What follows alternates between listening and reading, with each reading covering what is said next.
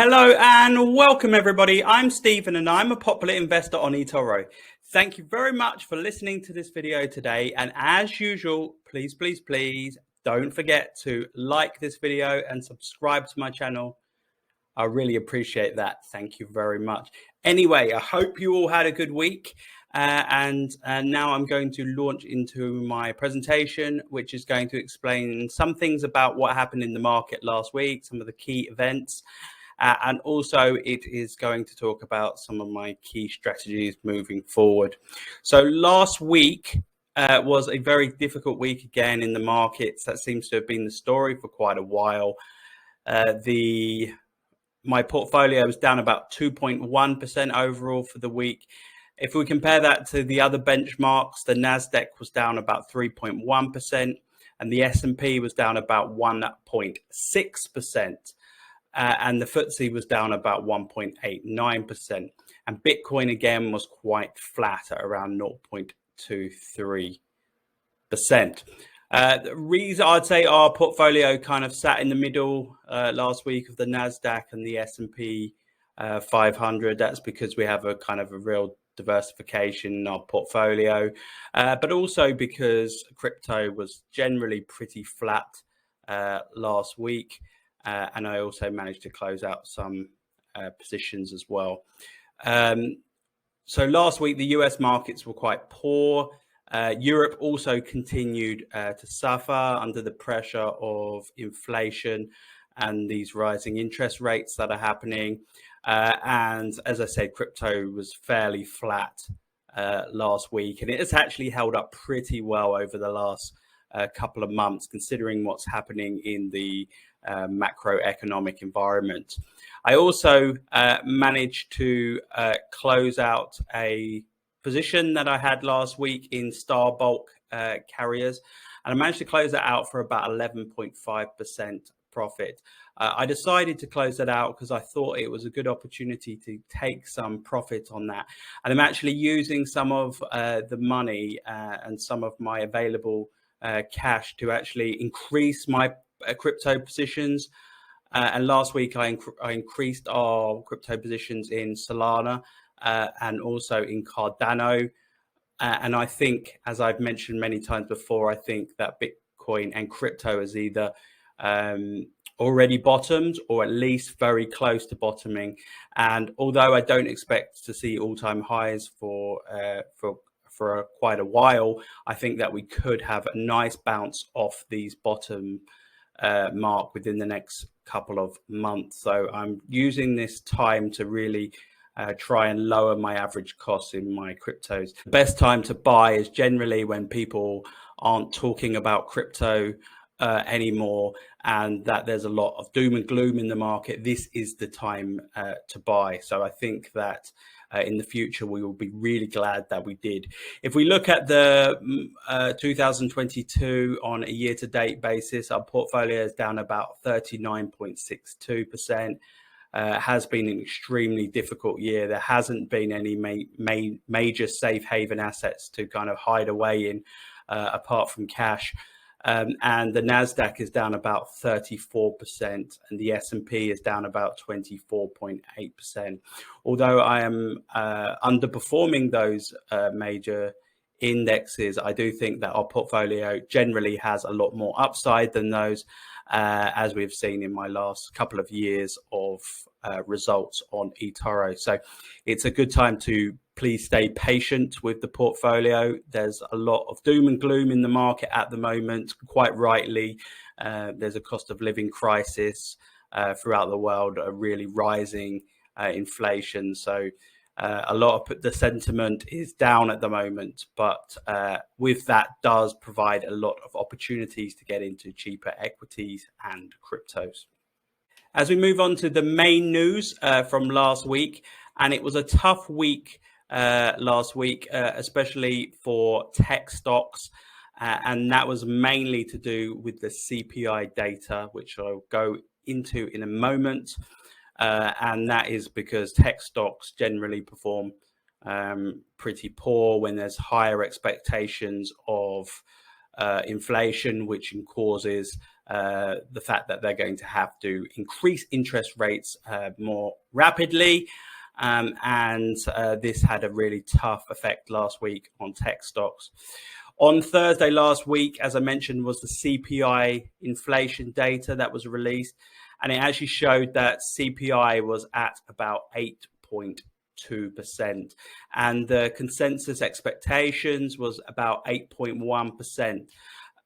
So when that was initially released, it's kind of sent shockwaves through the market at that current time, and it made people fear that they were going to potentially increase interest rates a lot higher, potentially to kind of 1% in the next interest rate rise.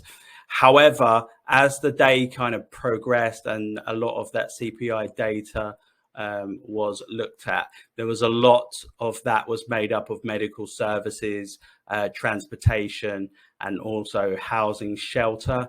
And basically a lot of those things are lagging indicators. And although we have seen the energy prices go down somewhat since those kind of highs a few months ago, things such as housing, accommodation, shelter are still looking very high levels. But the hope is that as interest rates rise and mortgage prices go up, that there will be a pullback in the housing. However, this does also have an effect on the real estate market as well. Mentioned there was the biggest intraday swing on Thursday, and it went from something like 3% in the Nasdaq to about plus 1% by the end of the session. This is showing a lot of volatility in the market, and that is showing that when we are getting new data, it's taking a lot of time for people to assess that data, and it's often being interpreted in different ways and in different scenarios about how it will affect interest rates moving forward. So we're in a very volatile time at the moment. We also saw the ECB Vice President Louis de Guindos, who said that central banks are prepared for a possible technical recession, accompanied by high inflation. So this kind of sent a kind of hawkish message in the market last week in Europe, and further signals such as the UK economy shrank 0.3% sequentially in August from the data that was just released. And this is mainly due to a fall in the industrial output.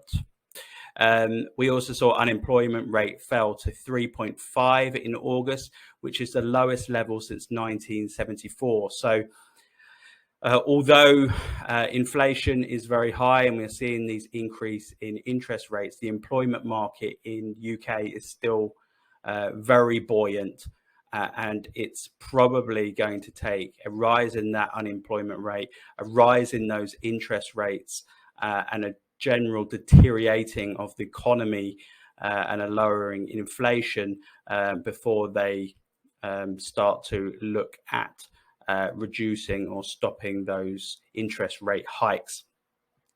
We also saw last week in the UK, the Prime Minister, Liz Truss, has replaced Kwasi Kwarteng as the Chancellor of the Exchequer. He's actually only been in place for about a month or so, a month to 6 weeks so far. However, it was seen as a very bad appointment overall for the UK citizens, and that is because in the first budget meeting they decided that they were going to reduce taxes mainly for the rich and for corporations, and this caused a lot of rivets going through the market and caused a lot of fear. It also caused the fact that the UK, the Bank of England, had to step in and had to buy up UK government bonds, or gilts as they're known in the country, which has further issues with inflation, because really it is a quantitative easing activity, even though generally the UK is going through quantitative tightening in terms of interest rate rises. And this week they have appointed Jeremy Hunt as the new Chancellor of the Exchequer. And he has reversed basically all of those key proposals to scrap any of the increases in corporation tax. So he is basically going with what the consensus is in the market that he should do.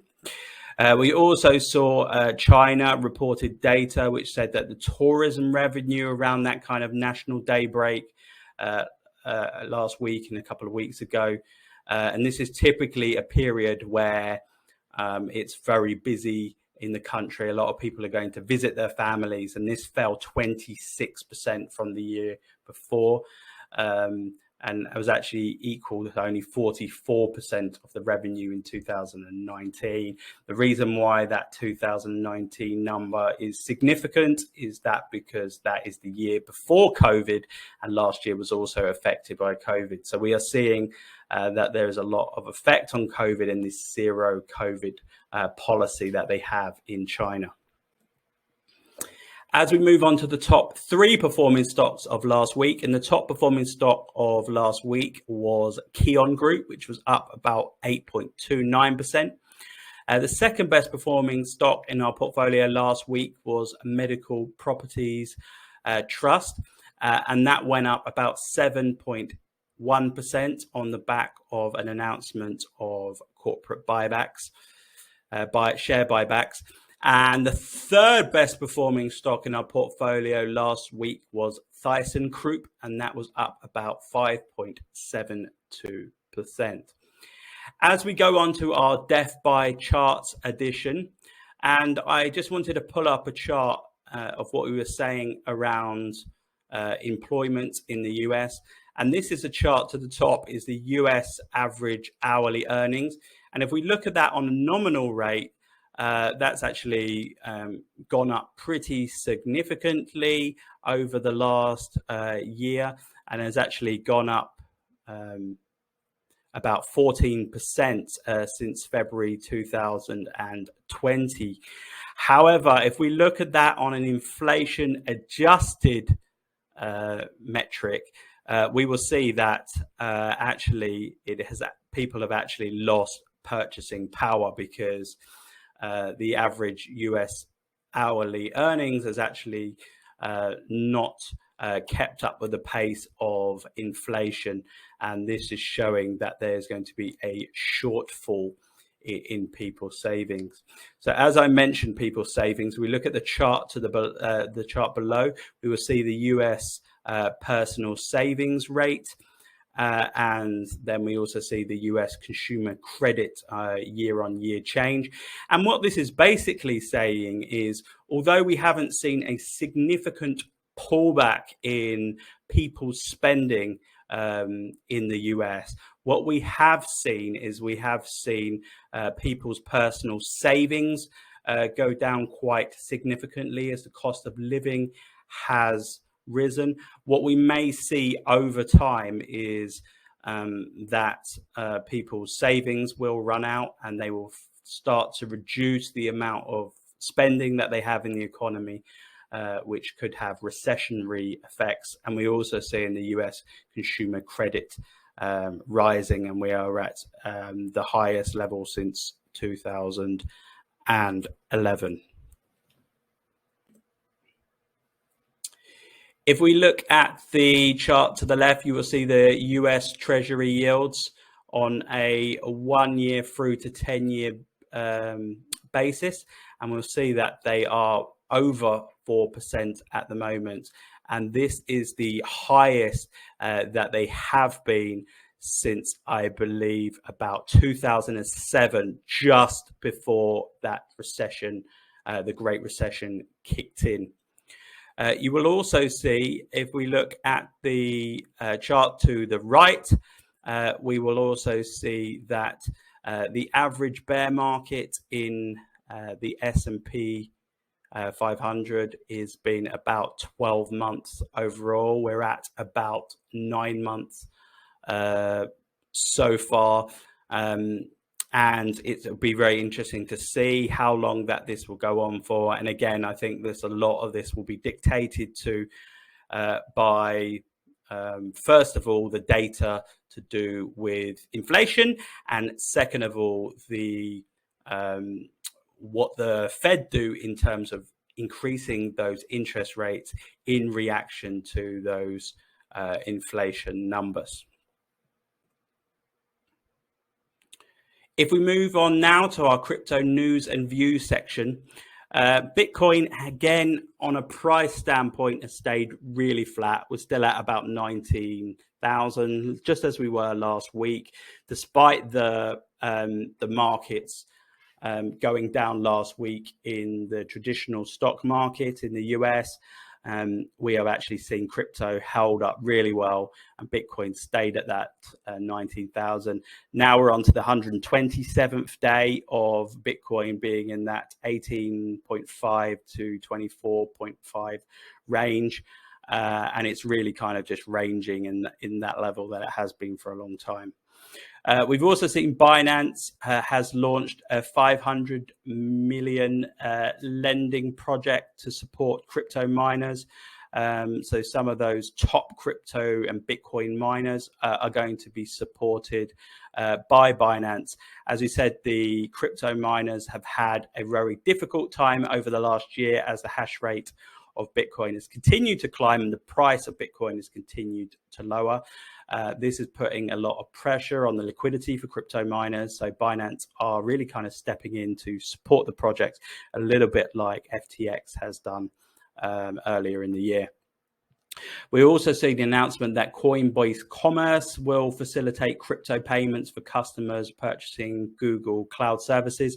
So basically they will allow customers to be able to pay with Bitcoin, Ethereum, and some other cryptocurrencies to pay those Google Cloud services. So again, this is more adoption.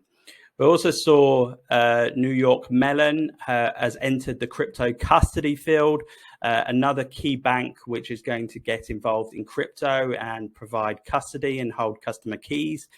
And they're offering customers Bitcoin and Ethereum custody services via a new digital platform that they have. So again, this is very positive news, and we're seeing more of these banks get into custodying Bitcoin.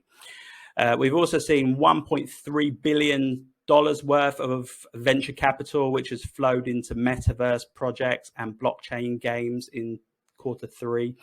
I actually am expecting a very strong blockchain game market in next year and also in 2024. I think that there's a lot of great blockchain games that are being built at the moment. But what I would really like to see is them to be built first with gameplay in mind, and then after they make sure that it's a real game that everybody wants to play, that they then incorporate kind of blockchain and crypto economics into the game somehow. But I'm expecting a very bright future in GameFi. It's going to take quite a while, I think, for momentum to kick in and for the markets to bounce back, because it's really a kind of risk-on type of investment. However, I think that the gaming market is an absolutely ginormous market, and if we can have blockchain games that rival some of those top studios, then I think that it's going to be a very good investment in the future. We also see the SEC, which is examining the distribution of ApeCoin. Basically, ApeCoin was given to Bored Ape Yacht Club NFT owners, and they did a distribution of those Ape coins, and the SEC is saying that really it is a security and that they shouldn't have done this distribution of ApeCoin. And so I think that there could potentially be a lawsuit in the future looking forward after their investigation. Just wanted to point out now on our Bitcoin chart section, I wanted to point out the Bitcoin dominance. Basically, the Bitcoin dominance is a calculation of Bitcoin against as a percentage over the entire crypto currency market capitalization. And as you will see, we're experiencing quite similar levels of Bitcoin dominance that we saw during the bottoming of the Bitcoin cycle in the end of 2018, beginning of 2019. So I think that this could potentially be a very good signal that Bitcoin could either have hit its all-time, that Bitcoin could have already hit its low already, or at least be very close to that part. And this could be a sign that Bitcoin has already hit its low for the, and this could be a sign that Bitcoin has already hit its cycle low, and that we could potentially bounce higher over the next couple of months. And that is why I've started to average into our crypto positions, because I think now is going to be a good time for it to start bouncing back within the next couple of months. Although I do not expect Bitcoin to hit an all-time high in 2022 at any time soon, or in 2023. I do think that a significant bounce could still be very good for our portfolio. Thank you very much for listening to my video today. And as usual, don't forget to join my Discord group. We have an awesome community of people always ready to have really good discussions around the market. And also you can ask me any questions at any time in that Discord group. Have a great week ahead, and please everybody stay patient.